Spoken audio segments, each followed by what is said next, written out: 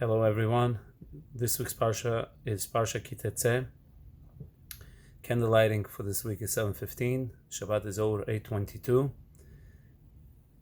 In this week's Parsha we find in the beginning it talks about Eshet Yifator. What is Eshet Yifator?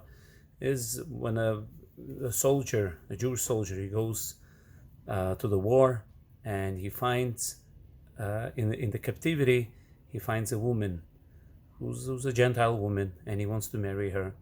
So what he does is he has to convert her, but before he converts her, he brings her to his house. Her head is shaved, her clothing is changed, and it says she mourns for her parents for 30 days, and afterwards, after 30 days, he could marry her. Now the Zohar compares these 30 days. He says the 30-day period, he says, is compared to the month of Elul, which comes right 30 days before Rosh Hashanah. Now Rosh Hashanah, we know, is a judgment day, and the month of Elul is the last month. So the 30 days, he says, is compared, to the month of Elul. Now, what's the connection? Why is it what's the connection?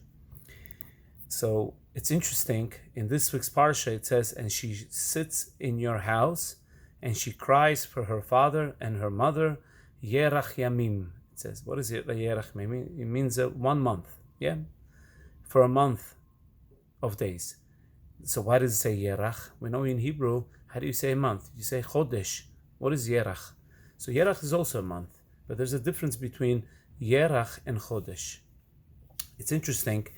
When someone gets married, so you write a ketubah. Now in the ketubah you write you have to write a date. So what kind of date do you write? So there, when we write a month, we're going to write the word chodesh, not yerach. We write chodesh. Why chodesh? Because chodesh comes from the word chadash, new. Because since they starting their marriage, they're starting a new marriage. So therefore, we write the word chodesh. Yeah, when we write the month, we write the word chodesh, which means a month. But when do we write the word yerach? When a person has to give a get to his wife. So when you write a month in the get, there you don't use the word chodesh. Rather, we use the word yerach. Okay, so we see there's a connection, yerach, to a get, which means something that you finish off, something that's finished, that gets over. On that thing we write yerach, but something that you start, we write the word chodesh. Now we know the role of the month of Elul is to prepare for Rosh Hashanah and Yom Kippur and the New Year. It's a time to contemplate, for reflection, for taking stock, to do teshuvah. It's time to look back and ask ourselves, what did we do wrong, and where did the year go, and to try to change, to try to contemplate, to think, how did we, what happened to our days, to what happened to those 365 days. What did we do with this year? Why do we want Hashem to give us more? Meaning, it's a time to think about it and to try to change. So that's the whole month of Elul. So too, this lady, when she sits and she cries, it says there Yerach. Why does it say Yerach? Because she sits and she has to sit and cry.